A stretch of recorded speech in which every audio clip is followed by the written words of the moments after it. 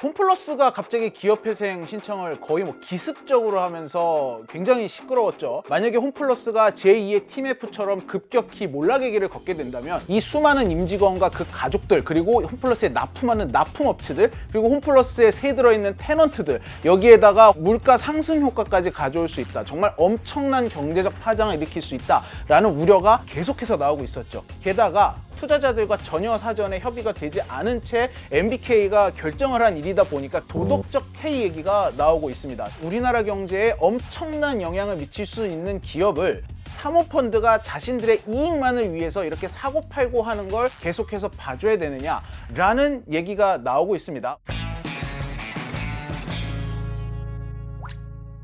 귀에 빡빡이는 이슈 맛집, 귀의 빡종원입니다. 홈플러스의 기업회생 절차가 개시가 되면서 화제가 된 부분이 있어요. 바로 그냥 기업회생이 아니라 앞에 선제적 기업회생이라는 단어가 붙습니다. 이번에 이 홈플러스로 인해서 사실상 거의 처음 나온 개념입니다. 무슨 소리냐? 돈을 갚아야 되는데 갚을 돈이 없어. 이러면 이제 법정관리 신청을 하잖아요. 그런데 보통 국가가 직접 개입하는 기업회생에 가기 전에 이 채권자하고 채무자가 먼저 사적인 내고를 합니다. 이걸 워크아웃이라고 하는데 홈플러스 같은 경우는 이 워크아웃도 건너뛰고 곧바로 법원으로 달려갔어요. 심지어 어떤 상태였냐? 돈이 있었어요. 아직 자금이 남아 있음에도 불구하고 기업회생 절차를 신청을 했단 말이죠. 자, 이쯤에서 홈플러스를 인수했던 MBK 파트너스라는 사모펀드 운영사로 관심이 집중이 되고 있어요. 도덕적 해이다라는 얘기가 지금 나오는 거거든요. 조금 더 살펴볼게요. 왜 도덕적 해이라고 하는지. 일단 MBK가 동아시아 최대 사모펀드 운영사라고 하거든요.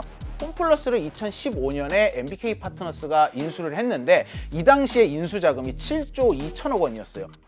이때 이마트의 시가총액이 6조 원대였거든요. 2015년 생각해 보시면 오프라인에서 이마트가 절대 강자였고 홈플러스는 좀 많이 뒤처지는 2등이었어요. 그런데 그 이마트보다도 더 비싼 돈을 주고 인수를 한다고 하니 당연히 시장에서 야, 이거 너무 비싼 거 아니야? 라는 목소리가 나오던 때였습니다. 그렇다면 MBK 파트너스는 이 막대한 자금을 어떻게 모집을 했을까요? 크게 세 가지 방법으로 인수 자금을 끌어모읍니다. 첫 번째, 블라인드 펀드. MBK를 믿는 투자자들이 내 돈을 어디에 투자하든 니네 마음대로 해라, 쏠려만 다오 하면서 투자를 하는 거예요. 블라인드 펀드의 특징은 막대한 자금을 끌어모은 후에 이 자금을 여러 기업에 분산 투자를 합니다. 홈플러스를 인수하는 데 쓰인 MBK의 블라인드 펀드가 지금은 신한 라이프 생명보험이 된 오렌지 라이프도 인수를 했고요. 두산 공작기계, 일본 골프클럽인 아코디아 넥스트 등등등 뭐 이런 회사들을 인수를 했습니다. 홈플러스와 네파는 손실을 봤지만 이런 기업들은 나중에 큰 돈을 받고 다시 되팔았거든요. 이러면서 이 블라인드 펀드의 수익률이 많게는 26%까지 되는 걸로 보고 있습니다. 게다가 MBK 파트너스 같은 경우는 블라인드 펀드를 일으켜서 운용을 했잖아요. 운용 보수로 받아가는 금액만 해도 수천억 원에 달해요. 이것까지 이미 받은 데다가 홈플러스는 저렇게 됐지만 사모 블라인드 펀드 자체가 수익을 냈기 때문에 여기서 나오는 성공 보수가 또 있습니다. 이런 거를 다 합치면 MBK 파트너스는 솔직히 지금 홈플러스 빨리 손실 처리해도 아무 손해보는 게 없는, 자기네 빼갈 거 다 빼가놓고 투자자들에게만 손실을 떠넘기는, 한마디로 도덕적인 해이를 보였다라는 비판을 받고 있는 것이죠. 그런데 블라인드 펀드에서 수익이 났다고 그랬는데 지금 계속해서 국민연금이 손해본 얘기가 나오고 있잖아요. 뭐지? 이거 뭐지? 라고 궁금할 수 있어요. 자, 우리가 여기서 두 번째로 돈을 끌어모은 방법, 상환 전환 우선주 방식의 투자자들에 대한 얘기를 해볼 필요가 있어요. 상환 우선 전환주가 뭐냐면은 이 투자 금액이 부채로도 인식이 되고 주식으로도 나중에 전환이 되고 뭐 이렇게 한 가지 그냥 여기서 알고 넘어가실 거는 국민연금은 홈플러스에다 투자를 한 거예요. 사모 블라인드 펀드의 LP 투자 형식으로 들어가지 않았습니다. 그런데 홈플러스가 지금 날아가게 생겼잖아요. 6천억 원을 넘는 돈을 여기다 넣었는데 얼마 전에 밝혔죠. 한 3천억 원 정도 회수했다고. 나머지 지금 3천억 원이 어떻게 될지 모르는 상황입니다. 기업회생 절차 신청했기 때문에 이자를 못 받을 확률은 거의 굉장히 높고요. 두 번째, 원금도 회수 못할 확률이 굉장히 높아졌습니다. 그런데 국민연금처럼 상환 전환 우선주로 투자한 데가 또 어디가 있느냐? 새마을금고, 수협, 행정공제 이런 어떤 국가기관들이 많이 투자를 했거든요. 그러니까 여기가 액수는 다르지만 지금 다 손해를 보게 생긴 거예요. 이거 다 국민 세금인데 어떻게 책임질 거야? 이렇게 하면서 비판을 받고 있는 거죠. 그냥 MBK의 블라인드 펀드에 투자를 했느냐 아니면 홈플러스에 투자를 했느냐에 따라서 지금 시비가 갈리고 있거든요. 근데 MBK가 어쨌든 이 금액을 마련한 주체인데 자기들은 그런 블라인드 펀드로 돈을 모은 거에서 수익이 나면 그만이고 나머지 방식으로 투자를 한 사람들이 뭐 돈을 잃건 어쨌건 상관없는 건가요, 그러면? 사실 냉정하게 말하면 그렇죠. 그리고 세 번째, 홈플러스 명의로 홈플러스 자산을 담보 잡혀서 대출을 받았습니다. 이게 이제 흔히 말하는 LBO 해가지고 2조 넘는 돈을 홈플러스의 명의로 받았어요. 그런데 홈플러스가 이 이후에 이 돈을 갚느라고 금융부채가 계속해서 늘어납니다. 그러다 보니까 우리나라에서 행한 적이 없다라고 불리는 선제적 기업회생 절차를 신청함으로써 자기들 이익만 빼가려고 한다라는 비판을 받고 있는 거죠. 자, 그런데 이번에 지금 얘기한 것처럼 굉장히 비판이 많이 나오고 있음에도 불구하고 회생 절차를 개시하라라는 허가가 11시간 만에 떨어졌어요. 우리나라 전체 기업회생 역사상 이렇게 당일날 결과가 신속하게 난 게 전례가 없다고 합니다. 기록을 이번에 깼다고 해요. 이게 사실 요즘 트렌드라고 합니다. 주로 얘기를 한 게 그 병원에 입원하는 겁니다. 말기 암 환자가 돼서 입원을 하면 이거 고칠 수도 없거든요. 대표적인 게 작년에 있었던 TMF 사태인 거죠. 수억 원조차도 이제 마련하기 힘든 그런 상황에서 왔기 때문에 지금 M&A도 상당히 진행이 어렵고 파산을 많이들 유력하게 보고 있는 상황인데, 그런 상황이 되기 전에 좀 우리가 수술을 빨리 효율적으로 잘 끝내줄 테니 무겁지 않고 가벼운 상태에서 해줄 테니 일찍 들어와라 라는 것이고, 정준영 원장님 2월 달에 취임을 하셨지만 여러 도산법 세미나에서 이제 선제적 구조조정에 대한 필요성을 강조하셨고, 아마 회생법원에서도 그런 쪽을 감안했을 거라고 봅니다. 채권자 입장에서는 뭐 지금 당장은 내가 손해보는 것 같지만, 예를 들어 뭐 근로자들의 일터 보장이라든가 국가경제 연쇄부도 방지라든가 이런 거를 위해서는 선제적 기업 구조조정이란 게 필요하고 더 당위적일 수가 있다. 이것이 이제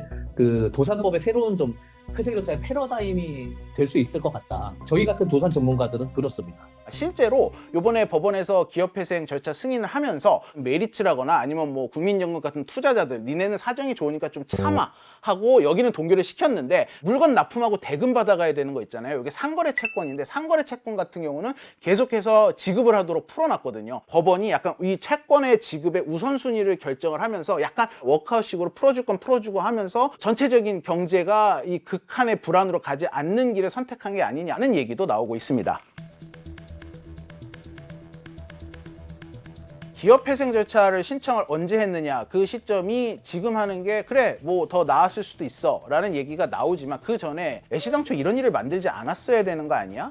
라는 질문이 나올 수밖에 없습니다. 물론 단순히 투자를 실패했다고, 경영을 실패했다고 그것만으로 MBK를 욕하는 건 아닐 거예요. 그럼 왜 이렇게 여론이 나빠졌느냐? 2015년 홈플러스를 인수하던 시점이 온라인 커머스가 굉장히 뜨기 시작을 하던 때입니다. 반면 오프라인 유통이 점점 어려워질 것이다 라는 전망이 나오기 시작한 딱 그 시점이에요.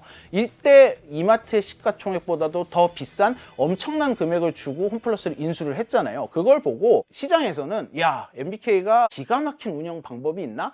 정말 운영 잘해야 될 텐데 라는 기대감도 좀 있었습니다. 그런데 그 이후에 딱히 이렇다 할 뭘 보여준 게 없었죠. 계속해서 하향세를 걷다가 인수 3년 만인 2018년에 뭘 가지고 나오느냐, 리츠 상장을 하겠다라고 들고 나옵니다. 자, 리츠가 무슨 뜻이냐, 부동산 투자 신탁 회사라는 뜻이에요. 자, 이거 쉽게 말하면 내가 가지고 있는 부동산을 다 모아가지고 주식회사를 만들어서 이 주식시장에 상장을 시킵니다. 그래서 이 주주들을 끌어모으는 거예요. 주식이 오르면 이 시세 차익을 챙길 수 있고 투자자들이, 그 다음 월세 수익을 투자자들하고 분배를 합니다. 요게 리츠라는 비즈니스 모델이거든요. 자, 그런데 궁금하죠. 홈플러스는 자기네 건물에서 자기네가 운영을 하고 있었어요. 월세가 어디서 나와? 할 수 있잖아요. 그래서 MBK가 내세운 거는 홈플러스 리츠라는 회사를 만들어요. 그리고 기존의 홈플러스가 홈플러스 리츠에 자기네 매장을 다 팔아요. 그리고 여기 월세를 들어가는 겁니다. 요 방법을 생각을 해낸 거예요. 이게 정부 허가까지 받았어요. 이 정도 대규모 리츠가 우리나라에 없었었고, 사모펀드가 자기네가 인수한 회사를 가지고 리츠를 상장을 했던 전례가 없기 때문에 전문가들이 꽤 놀랐거든요. 아니, 저런 방법이? 아니, 결국은 저거였어? 막 이랬어요. 왜냐? 이게 결국 부동산 장사하겠다는 얘기거든요. 홈플러스가 이렇게 되면 어떻게 됩니까? 지금까지는 내지 않던 월세 부담을 갑자기 지게 됩니다. 이게 단기적으로 굉장히 부담이 될 수 있어요. MBK가 지금 추진하고 있는 리츠 매각이 성사되고 부동산이 매각되면 홈플러스는 진짜 껍데기만 남게 됩니다. 버는 족족, 임대료 내기 바쁘고 투자는 일체 없는, 언제 문 닫아도 이상하지 않는 홈플러스. 경쟁에서 이기기는커녕 버티지도 못할 것입니다. 홈플러스를 정상적으로 계속 경영하고 지속적으로 성장시킬 의지가 있습니까? 이게 잘 되면 많은 투자자들이 생기니까 현금이 유입이 되면서 사업을 오히려 확장을 하고 선순환에 접어들면 상관이 없는데, 리츠를 상장함으로써 부동산 장사는 할 수 있을지언정 이거 얼마나 현금이 들어오겠느냐라는 우려가 계속 있었어요. 결국은 공모를 했는데 절반도 안 모인 거예요. 그래서 결국 MBK가 리츠 사업을 포기를 하게 됩니다. 게다가 리츠 상장이 무산이 된 후에 본격적으로 이 점포 매각을 하기 시작을 해요. 그런데 어떤 점포를 매각했겠어요? 장사 잘 되는 점포를 매각을 했겠죠.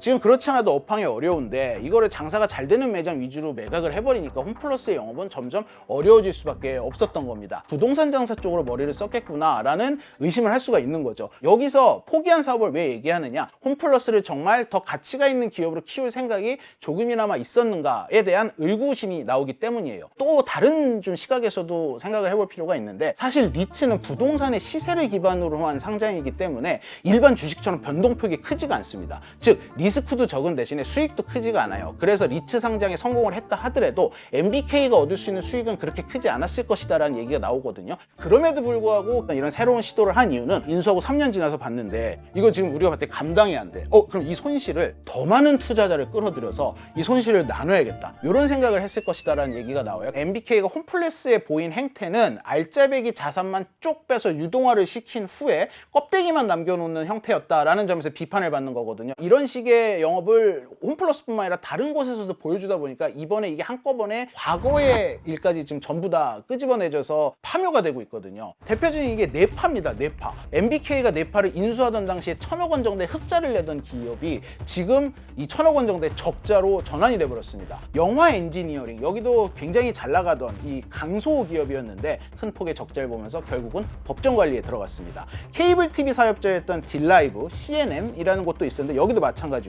자, 이러다 보니까 주목을 받는 기업이 고려아연입니다. 여기서 재련하고 만들어내는 게 아연, 금, 인, 인듐, 갈륨 이런 거거든요. 반도체, 배터리, 요즘 전 세계적으로 각축장이 벌어지고 있는 산업이잖아요. 여기에 들어가는 물질들이고, 또 우리나라 방산 잘 나가잖아요. 방산의 핵심인 안티모니, 텔루륨 이런 거를 고려아연이 만들거든요. 그런데 고려아연에 MBK가 들어와서 극한의 엑시트 전법을 쓰면은 기술 전부 어디 다른 나라로 넘어가는 거 아니야? 이런 우려가 나오고 있습니다. 연예인들이 그러잖아요. 뭐 사고 치고 나면 더 좋은 연기, 좋은 노래로 보답하겠습니다 이러는데, 얘네도 보면은 다음에 더 좋은 투자로 보답하겠습니다 이러면서 CJ 지금 바이오 또 인수 추진하고 있잖아요. 그런 행태가 비슷해 보이네요. 그렇죠. 살짝 좀 잡음이 나왔던 게 아까 얘기했던 딜라이브 투자에 굉장히 큰 이 실패를 한 후에 요때 투자에 참가했던 기관 투자자들이 보이콧하겠다 이런 적이 있었거든요. 이래서 뭐 MBK 입장에서는 이번 홈플러스의 기업회생 절차가 좀 뼈아픈 부분이 있을 거예요. 하지만 투자자들이 영원히 MBK랑 손 안 잡을 것이냐?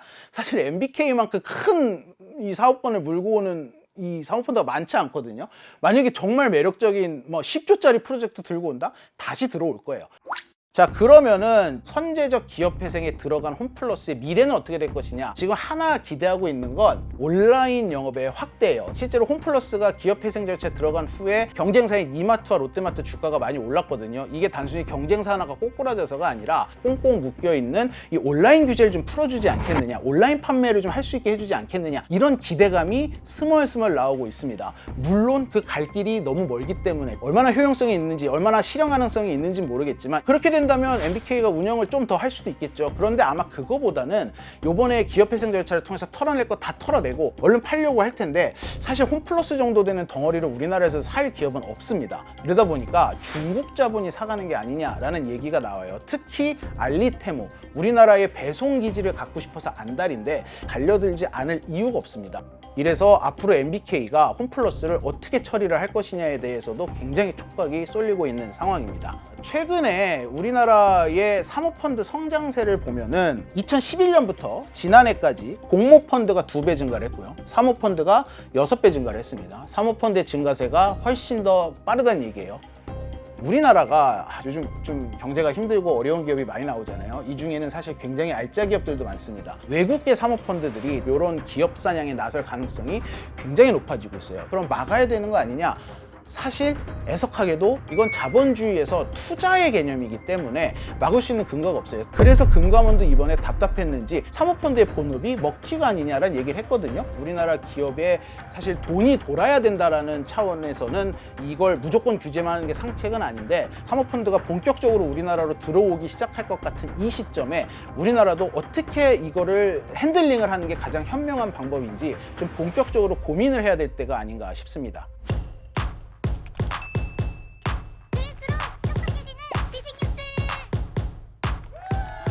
고양이를 부탁해는 여기까지입니다. 다이어트도? 칼로리 신경 쓰지 말고 드세요. 대신에 키토식을 해보세요. 이게 박종원. 스브스 프리미엄 지금 다운로드하세요.